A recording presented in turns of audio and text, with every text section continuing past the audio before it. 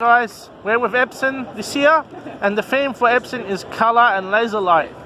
And although we're at the Integrate Expo, which is more for professionals and integrators, we're a bit surprised with what EPSON is showing us at their stand, which I don't even need to tell you. Once you will see what they will have to show you, you'll be quite impressed. And this stand, I was a bit hesitant to what I was going to see, but I handed over to Paul. Hi, my name is Paul Haddad. I'm the Business Marketing Manager for EPSON Australia. We're going to start looking at some of the products that we have in our range today. As Dominic mentioned, that it's all about high brightness this year and laser projection as well. So the first unit that we're going to look at is the 12,000 unit. So this is a 4K projector which features a fully sealed optical engine, interchangeable interfaces, a front-facing camera for calibration, and it's been partnered with our LXO2 lens. So this is an ultra-short throw lens, perfect for large applications in rental and staging, and also for large auditoriums. So Paul, how does the image engine, what type of image engines on this unit? So like all our units, we run 3 LCD technology. 3 LCD and it's a laser? Yeah, that's right. So for those out there who don't know, they might think of a laser as a short wavelength dot. Yeah. So how does a laser make an image like this? So we run large banks of lasers that concentrate the light, and then we use a spinning inorganic phosphor wheel, and it's partnered with inorganic panels. We turn that blue laser light that gets produced into the images that you see on So it's unlike an optical drive where you have this tiny little... It's different. It's different. So yeah, as I hinted, guys, you can see this image we're looking at right now. This is not a monitor. This is actually a short throw projector projecting this in ambient light. As you can see around us, we're in a brightly lit expo of all different lights around us. But we have this amazing wide angle, high gamma image that it could easily be an IPS or HDR monitor, but this is coming through a projector and ambient light. So, okay, maybe some of my viewers can't afford this, but how much we're looking at here? Rough RRP is probably going to sit around the 100,000 mark. Okay, I think we've talked with you before. We've talked to my other companies. That's typically what we're going to see for these high-end units. So yeah. So these I think year to year, this price is not really going to change. But what you get for that price is, it's better. That's a flagship. You always have your best technology in that sort of halo product for the professional at that price point. Yeah, that's right. That's amazing. So just let's recap the features. So we got 12,000 lumens and native 4K. Yeah, so it's native 4K with a native panel. It's the ultra short throw lens. It's 12,000 lumens, which is extremely bright. Wow. And then you also just even on my preview in our camera here, it's just perfect. So if we want to replicate this image, how far back can we go? How wide? How large? There's a range of lenses, so you can go up to 1,000 inches large. You can see, guys, 1-inch panel here, and we just have a diagram here. And as you said, we have the light engine behind this. This is the actual panels. Yeah. Oh, very good. I like that a lot. Let's go over here. Okay, this is a bit exciting. So we have a Formula 1 simulator running on the stand this year, so it highlights the partnership that we have with Mercedes-Benz. Both of us have a history of strong innovation within our brands. So you see 2 700Us. These are laser light ultra short throw units being used in a curved edge flip for this demonstration. There are also 2 LS100s being shot in the background for the digital signage. So we're looking at these white projectors running the racing sim. What business segment are these projectors at? So say someone wants to do something like that. So they're currently running in corporate and education markets, but this is just a different application for it. Okay. Price approximate? Say someone we want to do this setup with the screen. Yes. We don't have a cost for the total bundle. For our projectors, it's about $3,000 or $4,000. We'll add a couple of $1,000 for the rest. So we want to set this up. So someone puts these projectors in the mount. Yep. So is there some feature in the menu and it automatically does it, or additional software and a lot of hard work that goes behind getting that whole calibration done. So it is a really specialized format. But it's something you can use if you have the know-how, or there's a company that you can contact that can work with you. So if there's a size maximum, we can do this, or this is kind of a little bit small, to be honest. It could be scaled up, but for the applications that a lot of people have, this is quite a reasonable size. It's all about creating an immersive environment. And if you want to get it a little bit bigger, you probably could. But it all depends on the space available. We'd need some of those bigger units we've seen, wouldn't we? You could scale up to the next unit. Okay. You gonna have a go? Yeah, definitely. You better get Paul, man.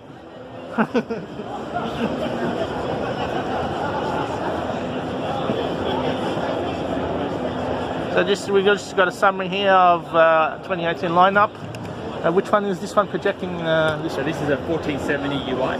So it's our laser ultra short throw, similar to the ones that you saw used for the simulator, but this comes with interactivity, so you can use either finger touch interactivity or pen interactivity. And it's also, this is our corporate version, so there's a lot of smarts built into this projector. It lets you tap into the back of the network, access files that are on your total network. You can annotate, share, print, and send all your files. What resolution is this product up to now? This is WUXGA, so it's a high resolution model. Yeah. Let's see if I remember how to use this, guys. That one, is it? So that was for the... yeah, there we go. That's what I was looking for. Yeah.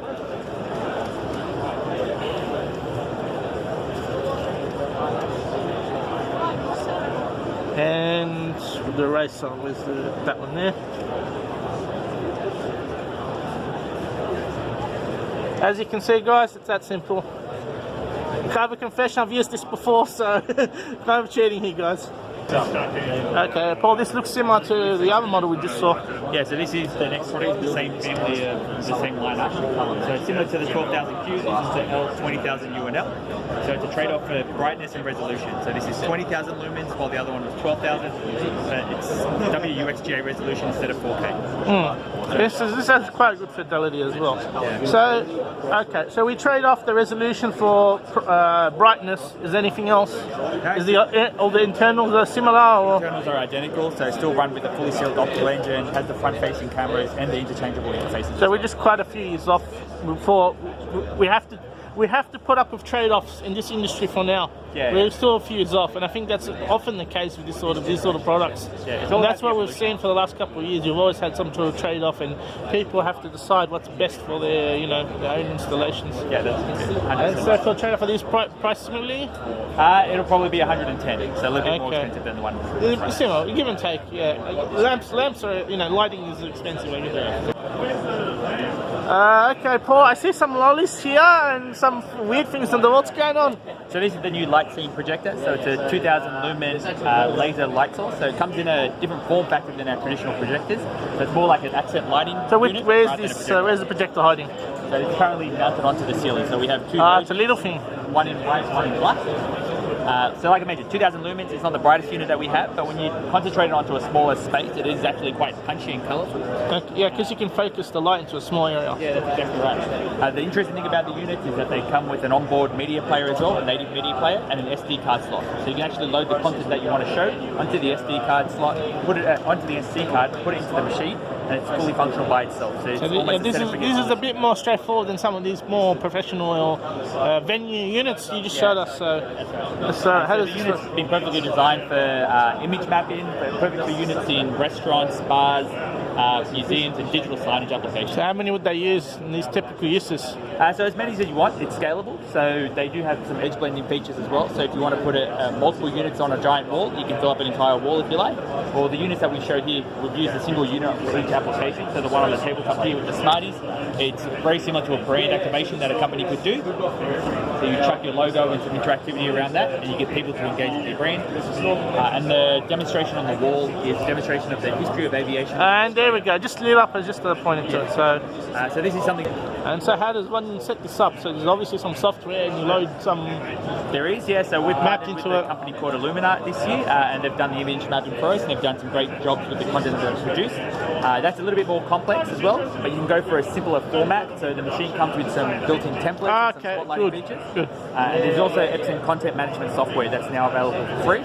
So you can make some real basic templates and set up your own brand activations for yourself. So another 4K one, this is somewhat cheaper, what do we call this, medium lumens? Yeah, so it's 4,000 lumens, mid-range. So what was the scale? So you can get up to 130 inches with this machine. So this is the LS100, so it's a laser ultra short throw machine designed to sit on a low-lying cabinet to go in your living room. And those other ones, some of the ones you showed us, they were short throw only if you put the short throw lens on them. Yeah, the larger machines needed optional lenses that go with it. Right. But these are just for anyone. They can just pick this up and they can just put this on their roof or their boardroom table and just don't have to worry about it. This is a more different segment. This should be a much easier installation for someone. Yeah, so guys, if you want, was 130 inch you said? Yeah. 130 inch movies and you don't have space, this is the one you want. As you can see, it's probably I don't know, maybe 30 centimeters from the wall here. Our size matters display, and it's just a reminder for installers and consumers to consider the display size image when they're purchasing a product. There's a lot of regulations around the type of monitor someone has to use and the size of it when you're at your desk. But as soon as you go into a boardroom or a bigger application, there's no real limitations on how big a display size has to be. This is just a reminder to consider your audience when picking your display size, and that bigger is always better in those type of situations. Point, and it's not even specific to EPSON. Some people don't realize that, they think a panel, a TV or panel monitor, bigger is better. Yeah. But that's not how it works. The size depends on where you're sitting relative to the monitor. Yeah. If you're sitting very close, maybe it's large. Yeah. You're sitting in the back of the boardroom, 40, 45 is not going to cut it. You won't be able to read anything. On the difference between having, the importance of having the optimal screen size, we're going to have something, we need something to drive this screen. What are we going to drive it with? So we're looking at the L600 series now. Okay, this is something a bit small, so I think it's more appropriate for me, myself, and my read. Small and it's featureful. Yeah.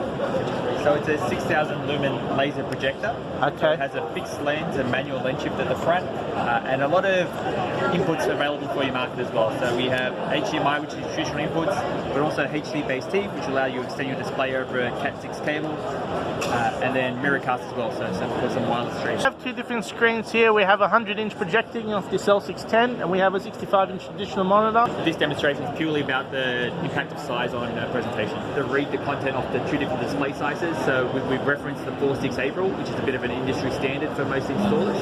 So it talks about using 4 times the vertical height of the screen is for optimal analytical viewing, 6 times is for basic viewing, and 8 times is for passive. So I'm standing on the side here, and obviously when we're comparing two screens, they're obviously bigger. So let's stand in the middle and have a comparison. And just from the middle, from an optimal, on the left side of the projector, I can actually read these numbers in this, line item invoice, but on the right, just because of the actual size of the screen, it's much harder. I'd have to get closer to be able to have the same viewing distance. So just, obviously, when you stand in the right point, then you can get the full aspect of this demonstration. And this is going to scale up. So if you have more dense content, you have to make sure your scaling is at the correct. You should be able to, viewing on this video, you should be able to see the difference in the scale of the text here. This year we have, as you said, our theme is color and laser. So you've shown us some very high lumens projectors. I think everything on the stand is powered by laser engines now. A couple of, over the couple of past years, we've talked to you and we've seen with EPSON, they've had different technology. You've moved on from that different technology. Now you have this high-end standard with 4K lasers. Where do you think things are going in the future? Is this the future now? We're going to have this for a couple of years, or there's different technologies coming down the pipeline that will change how we look at images? So every year, you get a lot of manufacturers trying to push the limits with resolution, brightness, and contrast. I think 4K is maybe the cap. They talk about 8K, but there's only so much more you can get out of resolution. Yeah. I think it's more about creating immersive experiences now. So how do you take the current technologies and apply them in different applications? I really touched on HDR here. It's not really relevant, you think, for the business, is it? Because of the content. For the bigger spaces, they use different kind of color standards. So for us, it's all about BT 2020 or Rec 2020. We've seen some of those standards on monitors and TVs, though. So you're thinking that's not really applicable, this sort of stuff, because you're going for high brightness here. And if you have that, for example, if you have HDR options, then you sort of conflicts with it, is it? No, so we still have a HDR setting within the machine, but the type of customers that it's sold to, it's not as relevant to them. So we have to look forward to the next couple of years, laser and high lumens. That's exactly right.